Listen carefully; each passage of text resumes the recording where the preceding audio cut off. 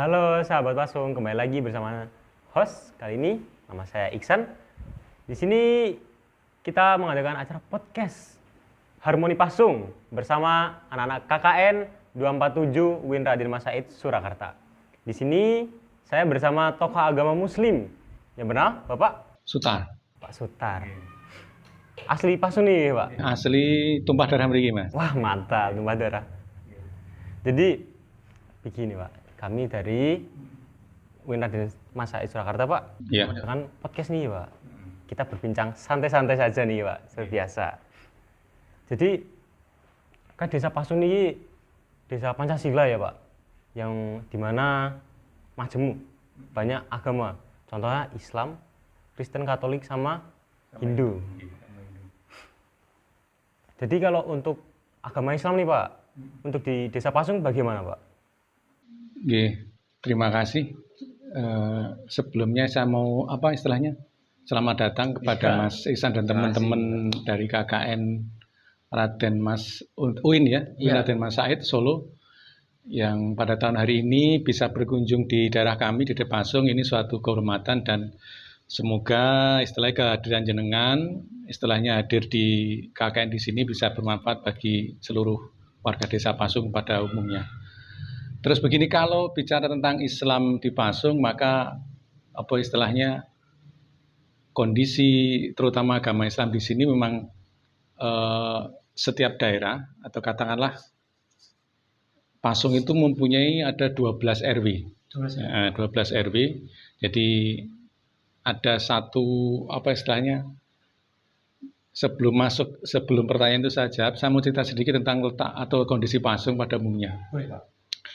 Di tahun 2019 atau 18, saya lupa ingat, sekitar 2018-2019, itu Bupati Klaten atau Ibu Sri Mulyani waktu itu, jadi menetapkan ada satu wilayah, ya, ada namanya RW, kalau di Pasung ada dari utara itu ada Duku Karangan, Duku Kependelon, RW 4, 5, 6, itu 3 RW ini posisinya bergandengan. Jadi RW 4, 5, 6 itu ditetapkan sebagai namanya kampung toleransi. Ya, itu tahun 2000, di antara 2018 2019. Di Pasung juga ada namanya kampung budaya, ada kampung wisata dan sebagainya. Terus di tahun itu juga 2019 ditetapkan sama pemerintah desa Pasung setempat ini di bawah pimpinan Bapak Ambon Sumarsono itu, maka Ibu Sri Mulyani ketika ada di sini menetapkan sebagai kampung toleransi. Nah, itu suatu hal yang sangat menarik. Terus di tahun 2022, nah itu Pasung sama Kodim Klaten itu di 4 wilayah, di 3 RW itu, RW 4, 5, 6 itu ditetapkan sebagai kampung Pancasila. Jadi ada 2 kategori, yaitu satu kampung toleransi itu bersama Ibu Bupati, terus ada nanti kampung Pancasila itu sama Kodim. Jadi ada, ya itu yang unik. Kalau kampung budaya mungkin banyak temennya, kampung lainnya juga ada, terus kampung istilahnya tempat wisata juga banyak. Tetapi di sini ada yang unik itu kampung toleransi dan kampung Pancasila. Karena apa? Tidak semua wilayah itu memiliki istilahnya disebut sebagai kampung toleransi atau kampung Pancasila, karena memang di sini itu masyarakatnya ada bermajemuk agama, tetapi mereka hidup berdampingan. Jadi ada Kristen, ada Katolik, ada Islam, ada Hindu. Itu dalam 3 wilayah ini. Ya.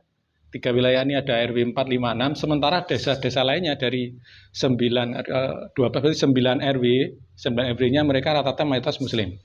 Ya. Tapi kalau 3 RW ini, di sini ada tempat ibadah juga, ada gereja ada pura ada masjid ada. Artinya apa? Selama kita hidup di sini, saya terus terang tumpah darah sini, Mas Iksan. Jadi saya lahir di sini, jadi setidaknya tahu persis dengan kondisi sini.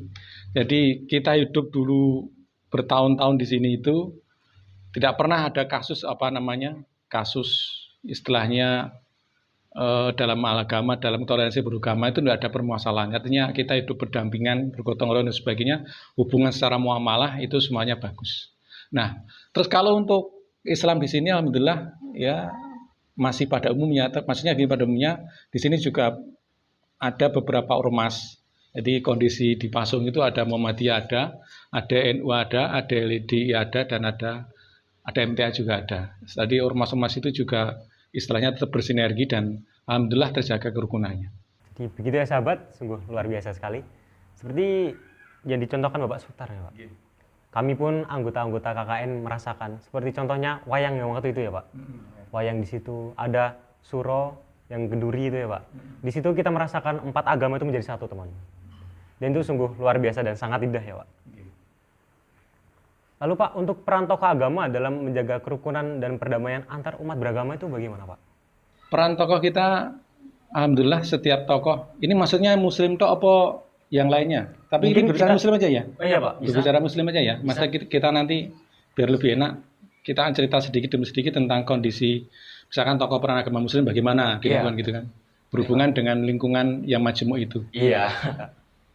Nah, kita disebut sebagai masih tadi hubungannya dengan kampung toleransi dan kampung Pancasila. Jadi setidaknya gini, ada peran tokoh itu ada 3. Kalau boleh saya katakan ada 3. Yang pertama, paling tidak kita menjaga kerukunan ini ada sinergi 3. Yang pertama itu regulasi pemerintah atau penguasa, atau dalam hal ini dalam kapasitas pemerintah desa, misalkan pemerintah desa Pasung. Yang kedua adalah tokoh agama, dan yang ketiga itu adalah masyarakat sendiri. Jadi untuk umat muslim sendiri, saya kira kalau masalah perbedaan sudah paham betul.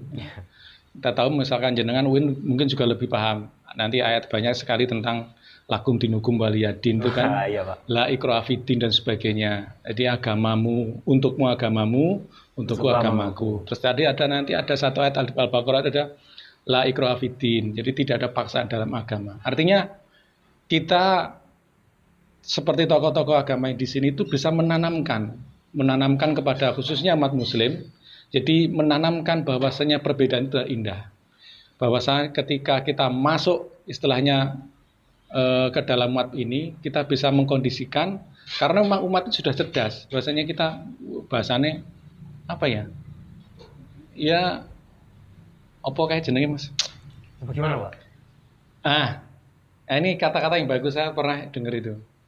Kalau jenengan nonton pelangi itu loh.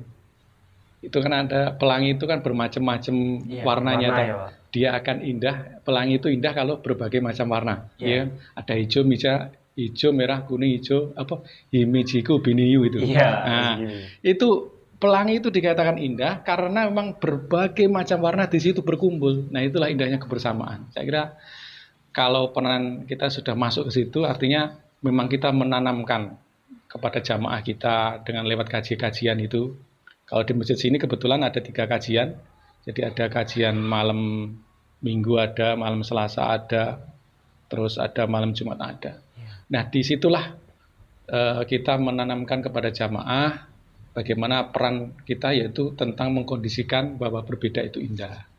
Dan itu ibaratnya kalau orang sini, yang namanya toleransi itu ibaratnya begini. Kita itu ibaratnya jangan kau ajari ikan air itu berenang di kolam. Nah, itu artinya itu. Jadi kalau masyarakat sini alhamdulillah dari dulu sampai sekarang itu mengkondisikan kalau hal toleransi tentang perbedaan agama itu sudah bahasanya itu tadi. Jangan kau ajari ikan air berenang di kolam. Bahasanya gitu. Jadi semua hampir paham.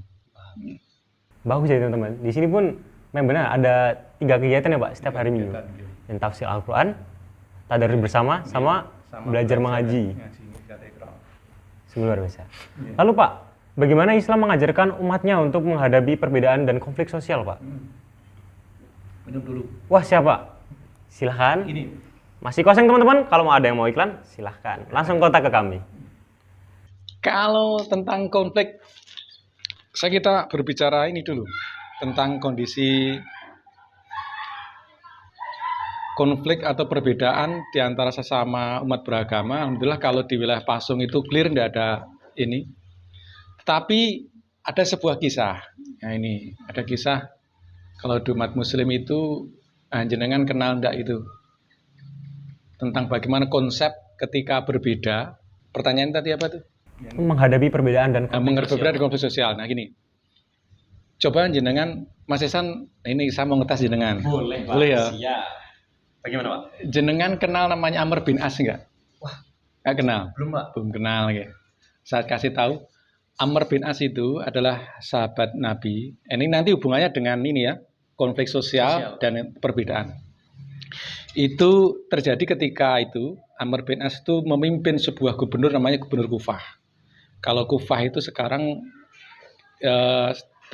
daerahnya itu letaknya di Mesir. Dan itu memerintah itu ya, Amr bin As itu dalam sahabat Rasulullah itu di mana-mana yang dia tempati, dipimpinnya itu pasti berhasil, wilayahnya pasti berhasil. Suatu hari Gubernur Amr bin As ini ketika di zamannya Umar bin Khattab. Umar bin Khattab kenal mboten? Iya, Pak. Wah, berarti jenengan ngapusin kenal. Wah. Umurnya pernah dengar lah, tapi kalau kenal nggak mungkin, soalnya Umar bin Khattab kan hidup sudah ribuan tahun yang lalu. Berarti umurnya tua. Ya, jadi Umar ini gimana nih? Umar bin Khattab nggak mungkin kenal, pasti denger ya. Itu kasus ini terjadi ketika zaman pemerintahan Umar bin Khattab, itu Gubernur Amr bin As yang memerintah di Kufah itu hendak membangun sebuah kota, ibu kota di Kufah itu. Maka di saat membangun itu kan ada namanya, kalau bahasa sekarang misalkan itu gusuran tanah itu loh, gusuran rumah. Karena apa? Hendak melakukan penggusuran untuk dibangun sebuah ibu kota. Nah itu. Nah terjadi konflik sosial begini. Ketika sebuah bangunan hendak dibangun, ketika enggak membuat bangunan ibu kota di situ, maka banyak penduduk yang direlokasi. Tetapi ada satu orang yang kebetulan tidak mau direlokasi. Nah kebetulan agamanya Yahudi, bukan Muslim. Nah, kebetulan bukan Muslim lah Yahudi. Satu ini nggak mau direlokasi. Nah di ngotot-ngotot tapi nggak, istilahnya tidak temu. Iya. Nah akhirnya si orang Yahudi ini maka rada kesel karena sikapnya Amr bin As tadi, maka dia melapor kepada Umar bin Khattab. Ya Amirul Mukminin, ketahuilah di Kufah sana itu ada anak buah jenengan. Amirul Mukminin kan itu kan pergi ke Madinah, itu kan istilahnya kalau sekarang Amirul Mukminin itu presiden. Nah itu gubernurnya Amr bin As. Dia menghadap ke situ laporan. Niku lho Pak Amirul Mukminin, hai Amirul Mukminin Umar bin Khattab, ketahuilah di sana saya ini adalah penduduk Kufah. Gubernur jenengan Amr bin As telah melakukan relokasi dan memaksa saya untuk pindah, supaya keluar dari rumah saya, pindah ya untuk dibangun sebuah ibu kota. Saya minta pengadilan gitu. Nah, akhirnya ketika itu itu hebatnya Islam itu di situ. Islam ketika mayoritas Muslim itu ketika menjadi mayoritas, maka lainnya pasti akan terlindungi. Siapapun yang minoritas walaupun beda agama, hebatnya Muslim itu gitu. Jadi ketika mayoritas Muslim memimpin, maka yang minoritas pasti dijamin terlindungi. Ketika itu Amr bin As memberikan sebuah tulang, lalu tulang itu digaris pakai pedangnya gini, seret, garis lurus. Nah tulang itu lalu diberikan kepada orang Yahudi, maka gini, hai Yahudi, penduduk Yahudi ini sampaikan ini, tulang yang digaris tadi, sampaikan kepada Amr bin As. Dah, dia tidak maksudnya, gurunya pokoknya iki loh, ngei balung ya, digaris pakai pedang, dah dikasih. Ini dalam hati, masa saya lapor karo presiden gurdingi balung karo ini maksudnya apa? Ternyata itu ada suatu pelajaran yang luar biasa. Ketika itu maka sampailah pulang ya ke Kufah, menyampaikan dari Umar bin Khattab ini, maka diserahkan kepada Amr bin As. Dan begitu Amr bin As itu tahu dari ini Umar bin Khattab, lalu dedek. Dedeknya apa? Ketakutan. Itu ada bahasa isyarat seorang pemimpin. Apa itu? Hai Amr bin As, ketahuilah jikalau engkau memimpin sebuah negeri, kalau engkau tidak berbuat lurus, maka pedangku yang akan berkata untuk meluruskanmu. Nah, ini sangat dalam sekali. Maka orang ini ketika itu sudah ya takutlah karena sama presidennya Umar bin Khattab kan, Umar bin Khattab. Dah akhirnya nggak jadi direlokasi. Nah, ketika itu ada dua pelajaran apa? Pertama, ketika mayoritas memimpin, Islam memimpin, maka bisa melindungi walaupun konflik sosial, maka dia akan menegakkan meskipun itu beda agama. Nah itu luar biasa. Nah ketika itu yang orang Yahudi tadi ketika mengetahui bagaimana karakter Islam itu sebenarnya begitu, wah Islam itu saya minoritas saja dilindungi walaupun terjadi konflik sosial tadi ya. Saya minoritas tapi begitu Umar bin Khattab itu luar biasa. Dia melindungi yang lemah, melindungi minoritas ya. Maka seketika itu justru dia masuk Islam. Nah itulah kehebatannya. Jadi itulah Islam itu ketika ada perbedaan, maka ketika konflik sosial dia mampu walaupun berbeda, tetap melindungi yang lemah, yang minoritas. Meskipun berbeda agama, tapi kalau benar tetap dilindungi. Ya. Mungkin contoh lainnya bisa kita contohin dengan Ya, piagam Madinah juga ya Pak? Ya betul, dengan piagam Madinah itu. Atau kalau di lingkungan Pasung ini, ya insya Allah itu bisa mengambil referensi dari kisah itu kan bisa. Mungkin jenengan ya teman-teman yang muda-muda ini kan banyak sebenarnya, ini kebetulan dari UIN ya, itu apa, sebenarnya kalau kita sering, nggak apa ya, sedikit ya. Boleh Pak. Teman-teman dari UIN Universitas Negeri Raden Mas Said ini, kalau teman-teman suka, saya ngasih tips saja. Jenengan masih muda-muda ini sering-sering membaca itu loh, tarikh tentang pelajaran Islam, itu banyak sekali kisah-kisah yang sebenarnya kisah-kisah yang dulu itu tetap masih ada konstelasi dengan sekarang, tetap masih sesuai dengan zaman sekarang. Hanya berbeda uang wae, tapi kan masalahnya itu sama. Sering-sering baca itu nanti banyak pelajaran. Apalagi? Lalu ini Pak, bagaimana Islam memandang pentingnya toleransi antar umat beragama di Indonesia, terutama di Desa Pasung ini Pak? Toleransi itu gini. Toleransi itu adalah modal, sebenarnya istilahnya modal dalam setiap membangun sebuah desa. Bayangkan ketika kita hidup majemuk di sini, saya mau cerita dikit, Desa Pasung ini kalau ini berandai-andai, semoga tidak terjadi. Ini pentingnya toleransi itu sangat penting sekali. Begini, bayangkan ketika suatu negeri atau suatu penduduk Desa Pasung ini, saya mencerita tadi, RW 4, 5, 6 yang berbeda agama, itu kalau tidak ada rasa menghormati, tidak ada rasa tenggang rasa, ketika beribadah saja nggak tenang misalkan, mau beribadah dibully misalkan, merayakan suatu ibadah apapun, kalau ini nggak tenang karena ada lawannya yang merasa usil dan sebagainya, itu kan nggak tenang. Tetapi kalau kita ada toleransi, oh ini kita itu menjalankan saja kan penak, bebas. Saya sebagai Muslim nggak diganggu. Orang Kristen melakukan kegiatan apa kan bebas. Itulah nama toleransi. Coba jenengan kenal UUD 45 pasal 29 apa enggak? Ada apa teman-teman? Iya, angkatan semua kita. Ini, ayo, pasal 29 ada yang tahu enggak? Pasal 29 25 ayat 1 ayat 2. Ini hubungannya dengan itu tadi. Ayat hukum, gimana ayat hukum? Ini ya tentang itu, karena apa? Toleransi itu sebenarnya itu kita itu menghormati dan memberikan orang lain berbeda agama, dia bisa menjalankan perintah agamanya, kepercayaannya masing-masing tanpa ada istilah tekanan dari kebebasan. Maka di UUD 45 itu pasal 29 ayat 1 bunyinya gini. Nah, sesuk metu tes ra kira-kira gitu. Jadi ada negara berdasar atas ketuhanan Yang Maha Esa. Satu. Yang kedua, negara menjamin kemerdekaan penduduknya, apa istilahnya, negara menjamin kemerdekaan tiap-tiap penganut agama dan kepercayaannya. Jadi negara itu hadir untuk menjamin kemerdekaan tiap-tiap penduduk agamanya meskipun berbeda. Nah inilah. Nah sekarang gini, alhamdulillah kalau di Desa Pasung semua bisa dikondisikan. Ini saya mau cerita sedikit. Ini ada 3 RW tadi, RW 4, 5, 6. Ini bayangkan saja. Saya nggak mikir, saya terus terang bahagia tinggal di sini itu karena apa? Meskipun berbeda agama, tapi semua agama itu betul-betul bisa menjalankan perintah agama masing tanpa ada tekanan. Dan itu luar biasa, dan itu tidak bisa dimiliki oleh daerah lain. Ini kan tempatnya gandeng-gandeng. Ini bisa loh, satu rumah tetanggaan ini agamanya beda-beda.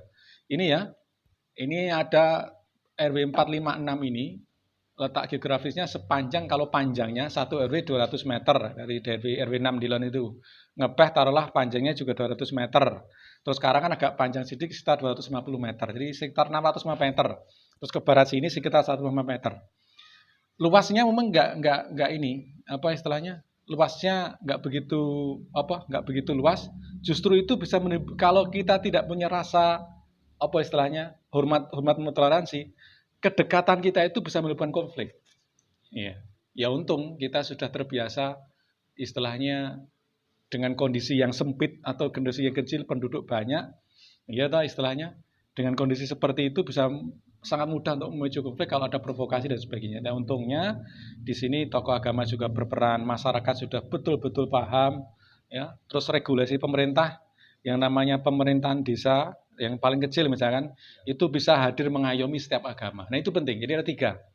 Kalau toleransi itu umat beragama itu bisa terwujud karena ada 3. Pertama, itu karena regulasi pemerintah, kebijakan pemerintah atau pemerintah Desa Pasung misalkan mampu mengayomi seluruh agama yang di sini.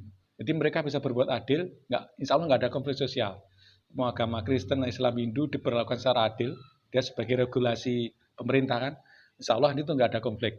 Yang kedua, karena hadirnya tokoh-tokoh agama itu mampu meredamkan setiap kalau timbul masalah dia hadir.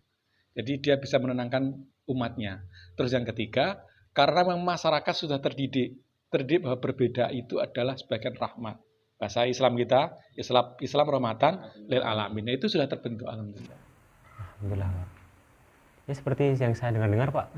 Kalau contohnya di umat Islam ya, Pak. Ya. Seperti waktu kita sholat Idul Adha, kurban itu yang menjaga itu non-Islam malamnya, Pak. Ya, Idul Fitri itu malah kebetulan ada teman dari kemarin beberapa tahun dari teman Hindu itu mengatur lalu lintas, ikut membantu salah satu Idul Adha. Tapi juga kita wujud toleransi termasuk ini, kita saling berbagi bersedekah. Misalnya begini, kalau di sini kebetulan momentum kurban itu, daging kurban itu, jadi kita bagi itu tidak berdasarkan agama. Jadi seluruh yang hadir di sini, misalkan yang di RW 4 tadi, 56, ya, yang sebelah sini, itu semua istilahnya kebagian daging kurban. Ya, mereka tidak mengenal kita yang istilahnya yang di takmir sini, kepengurusan sini, membagi mereka berdasarkan kakak, tidak berdasarkan agama. Jadi kalau daging kurban itu kita bagi semua, istilahnya semua apapun yang hidup di sini mesti kejatah, meskipun berbeda agama. Nah itu hebatnya di situ. Dan itu bisa diterima semuanya. Umat Muslim bisa menerima dengan senang hati, dengan ikhlas. Terus umat lainnya Kristen dan Hindu itu juga menerima dengan senang. Itulah wujud sebagai toleransi yang ada di sini. Ya. Pak, apa tantangan terbesar dalam menyebarkan ajaran Islam di era modern ini, Pak? Nah, kalau ini saya tertarik sekali, Mas Iksan. Iya, Pak. Tentang modern ini. Ini yang paling, dan ini tidak hanya terjadi di saya bicara global. Mengembangkan atau berdakwah Islam di era modern itu yang paling tantangan yang paling besar itu bagaimana cara kita merekrut atau menggerakkan seperti jenengan dan kawan-kawan itu pemuda-pemuda itu untuk bisa aktif dipergerakan di masjid atau ke masjid itu yang paling susah. Nah, gini, jenengan ya syukur teman-teman dan jenengan tidak bagian itu. Niku sekarang ini kan kalau kondisi di masjid manapun tuh kan coba jenengan kalau sholat sing banyak sing tua apa sing nom. Untuk zaman sekarang, Pak, apalagi yang sholat zuhur asar tua, Pak. Nah, sing tua toh, oke sing tua toh. Lah sing nom nang ndi? Wah. Rata-rata kan mesti oke sing tua. Iya. Kalau orang tua yang sudah pergi ke masjid itu wajar karena merasa diri akan meninggal. Akan dekat mati. Tapi kalau sing nom sudah geleleng. Iya, Pak. Ya, nah. Tidur gitu. Iya toh? Nah, itu. Nah, tantangan yang besar itu mengembalikan istilahnya anak-anak muda itu supaya bagaimana untuk bisa berperan aktif di dalam istilahnya kegiatan ke masjid dan sebagainya. Ada sebuah hadis yang luar biasa. Untuk menyemangati, syukur nanti jenengan bisa mengguncah di dada, bisa menggerakkan di kampung halaman, bisa menggerakkan pemuda itu, bisa menggerakkan dakwah Islam kita. Ya. Jadi gini Mas Jan. Bentar, saya rada lali. Bunyi hadisnya gini.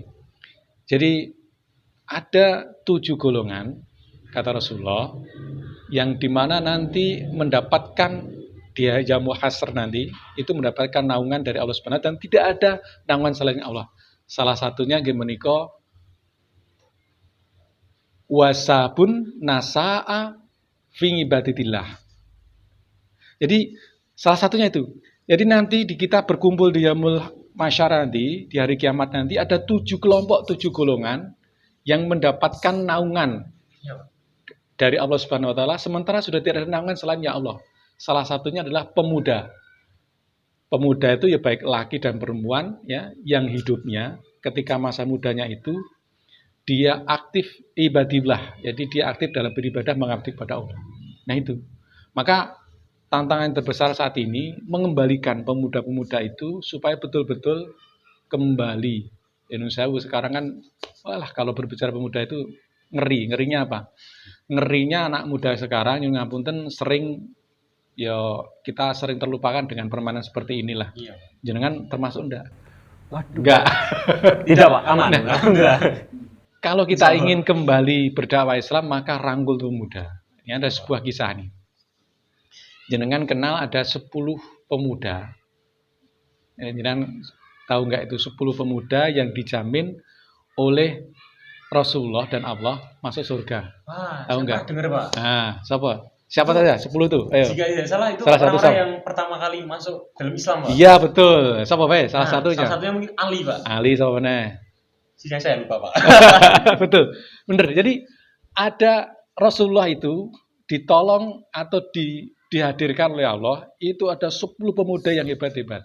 Jadi bayangkan, jadi di awal masuk Islam, itulah yang membantu betul-betul Rasulullah itu, bayangkan umurnya ya, dari 10 muda itu nanti ada Abu Bakar, ada Utsman, ada Umar bin Khattab, ada Ali bin Abi Thalib, ya, ada 4 khulafaur rasyidin itu. Terus nanti ada Abdurrahman bin Auf, ada Tolhah, ada Zubair, ada Ubaidillah, ada Sa'id bin Abi Waqqas dan Sa'ad bin Sa'id. 10 ya? Wah, ya 10, Pak. 10 itu. Apal nggak? Lupa lagi, Pak. Nah, 10 pemuda itu bayangkan, dari 10 itu yang umur kepala 3, Iya, Pak. itu ada 3 orang. Yang umur kepala 20 maksudnya ada 2 orang, dan yang 5 orang itu di bawah 20, bayangkan. Nah, dan itu nanti semua 10 pemuda itu nantilah menjadi pemimpin-pemimpin hebat di zamannya. Jadi nanti perputaran istilahnya kepemimpinan itu tidak lepas dari 10 orang ini. Dan itu luar biasa. Dan mentornya Rasulullah sendiri. Maka ketika kalau ingin menjadi Islam menjadi lebih baik, menjadi maju, maka pemuda harus betul-betul berani berperang. Itu contohnya. Jadi Islam itu bisa berkembang hebat, bisa istilahnya bisa hampir 2/3 dunia itu waktu zaman Rasulullah itu sudah menguasai dunia ini, maka itu ditopang peradabannya oleh pemuda. Sambil contoh lagi, jenengan kenal Bung Karno, Presiden RI pertama itu berkata yang sangat luar biasa apa? Berikanlah 10 pemuda di hadapanku, maka pasti akan kuguncang dunia. Wah, luar biasa. Itu kan betul. Iya, Pak. Jenengan kenal namanya Panglima Sudirman. Iya. Ya, Jenderal Sudirman itu dia hebat ketika apa? Ketika masa muda. Umur 30, Jenderal Sudirman jadi jenderal. Bayangkan dia berawal dari apa? Dari guru ngaji. Guru ngaji ya, terus nanti dia aktif di namanya HW Hizbul Wathan. HW itu dari apa namanya?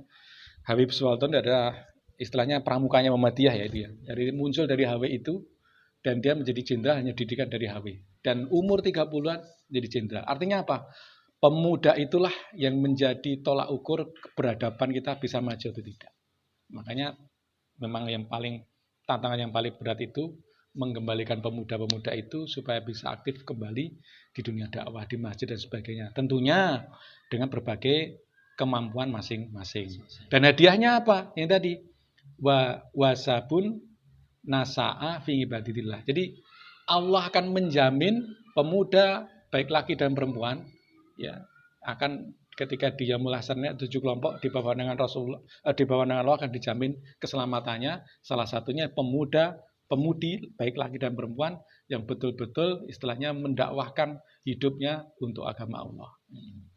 Saya juga pernah mendengar itu, Pak, cerita tentang Ali yang sedih tapi romantis juga, Pak. Yang dimana dia bisa mengangkat apapun yang hal-hal berat gitu, Pak. Pintu seperti yang besar sekali itu, Pak, diangkat dia tidak bisa. Hanya satu yang tidak bisa diangkat, Pak. Saat istrinya meninggal, Pak. Wah, itu segmen dalam itu, Pak, romantis, Pak, itu, Pak. Lalu, Pak, apa pandangan Islam tentang hubungan antara agama dan budaya lokal, Pak? Ya, dengan budaya lokal, saya kira selama istilahnya budaya lokal itu selama tidak pernah apa istilahnya tidak bertentangan dengan Islam, maka Islam tetap akan bisa hidup bersinergi, bisa hidup berdampingan. Saya mengambil contoh kalau dari sini yang betul-betul ada itu namanya budaya halal bihalal. Ya, halal bihalal itu sebenarnya adalah budaya tradisi. Karena di dalam halal bihalal itu tidak bertentangan, karena ada budaya yang sangat bagus saling memaafkan, maka itu bisa diterima di halayak umum. Bahkan di sini halal bihalal itu bukan menjadi milik Islam lagi, tapi sudah milik sebuah negara, milik kita semuanya. Dan kalau halal bihalal di sini, ya semua berkumpul di contoh sini. Halal bihalal di sini tiap tahun pasti ada. Jadi ada umat Kristen, ada umat Islam, ada umat Hindu, ada umat Katolik, ada. Dan itu adalah milik kita bersama. Jadi jangan sekali-kali mengatakan halal bihalal itu memang bahasanya bahasa Arab, identik dengan Islam, tapi budaya itu adalah sudah milik kita semuanya. Gitu. Alhamdulillah di sini halal bihalal itu rutin.